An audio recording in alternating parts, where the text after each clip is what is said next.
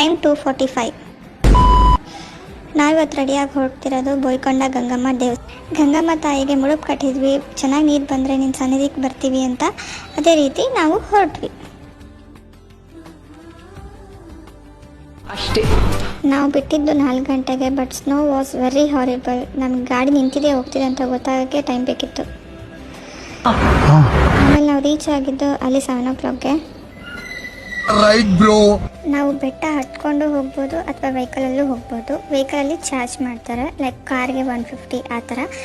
ಎಷ್ಟು ಬೇಗ ಹೋಗ್ತೀವೋ ಅಷ್ಟು ಬೇಗ ದರ್ಶನ ಆಗುತ್ತೆ. ನಾವು ಹೋಗೋಷ್ಟರೊಳಗೆ ಒಂದು 10 ಮಿನಿಟ್ಸ್ ಅಷ್ಟರೊಳಗೆ ದರ್ಶನ ಆಯಿತು. ನಾನು ಕಂಪ್ಲೀಟ್ ಟೆಂಪಲ್ ವೀಡಿಯೋನ ಲಾಸ್ಟಿಗೆ ತೋರಿಸ್ತೀನಿ, ಯಾಕಂದರೆ ಒಳಗಡೆ ಟೆಂಪಲ್ ಒಳಗಡೆ ಈಗಿಂದ ಅಂದರೆ ಮೊಬೈಲ್ಸ್ ಅಲೋ ಇಲ್ಲ, ಫೋನ್ಸ್ ರೆಸ್ಟ್ರಿಕ್ಟೆಡ್. ನಾವು ಫೋನ್ ಹೊರಗಡೆ ಇಟ್ಬಿಟ್ಟು ಹೋಗಬೇಕು.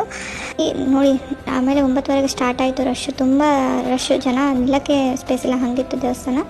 ಅದಾದಮೇಲೆ ನಾವು ತೋಟ ಅಂದರೆ ಮಾವಿನ ತೋಟ ಹುಡ್ಕಕ್ಕೆ ಹೋಗಿದ್ವಿ. ಹುಡ್ಕೊಡಾದ್ಮೇಲೆ ಸಿಕ್ತು ಫೈನಲಿ. ಅಲ್ಲಾದಮೇಲೆ ಅರೇಂಜ್ಮೆಂಟ್ಸ್ ಮಾಡ್ಕೋಬೇಕಿತ್ತು ಅಡುಗೆಗೆ, ಅದೆಲ್ಲ ಮಾಡ್ಕೊಂಡ್ವಿ.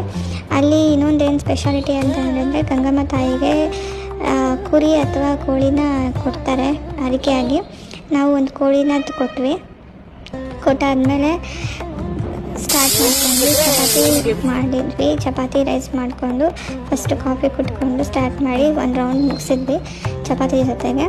ಸೆಕೆಂಡ್ ರೌಂಡ್ ಆಗೋಷ್ಟರೊಳಗೆ ಸೆಕೆಂಡ್ ರೌಂಡ್ ಮಾಡೋಷ್ಟರೊಳಗೆ ಒಂದು ಫಾರ್ಮ್ನ ಎಕ್ಸ್ಪ್ಲೋರ್ ಮಾಡೋದಂತ ಟೀ ಫಾರ್ಮ್ನ ಎಕ್ಸ್ಪ್ಲೋರ್ ಮಾಡಿದ್ವಿ.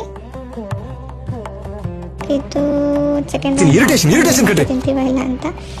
ಅದಾದಮೇಲೆ ನಾವು 2 ಗಂಟೆಗೆ ರೀಚ್ ಆಗಿದ್ದು ಬೆಂಗಳೂರು ಬೈ 5 o'clockಗೆ. ಬೋಯ್ಕೊಂಡ ಗಂಗಮ್ಮ ಹಿಸ್ಟ್ರಿ ಅಂದರೆ ಬೊಯ್ಯನ ಬುಡಕಟ್ಟು ಜನಾಂಗದವರು ವಾಸ್ತಿದ್ರು. ಬಟ್ ನವಾಬ್ರು ಅವ್ರ ಮೇಲೆ ದಾಳಿ ಮಾಡೋದ್ರಿಂದ ಗಂಗಮ್ಮ ತಾಯಿ ಅಂತ ಪೂಜೆ ಮಾಡಿದ್ರು. ಆವಾಗ ಗಂಗಮ್ಮ ತಾಯಿಯನ್ನ ಕಾಪಾಡ್ತು ಅಂತ ಹೇಳ್ತಾರೆ. ಅದಕ್ಕೆ ಈ ದೇವ್ರನ್ನ ಬೋಯ್ಕೊಂಡ ಗಂಗಮ್ಮ ಅಂತ ಕರೀತಾರೆ. ಇನ್ನೊಂದು ಪುರಾಣ ಪ್ರಕಾರ ಬೋಯ್ಕೊಂಡ ಗಂಗಮ್ಮ ತಿರುಪತಿ ವೆಂಕಟರಮಣ ಸ್ವಾಮಿ ತಂಗಿ ಅಂತಲೂ ಕರೀತಾರೆ.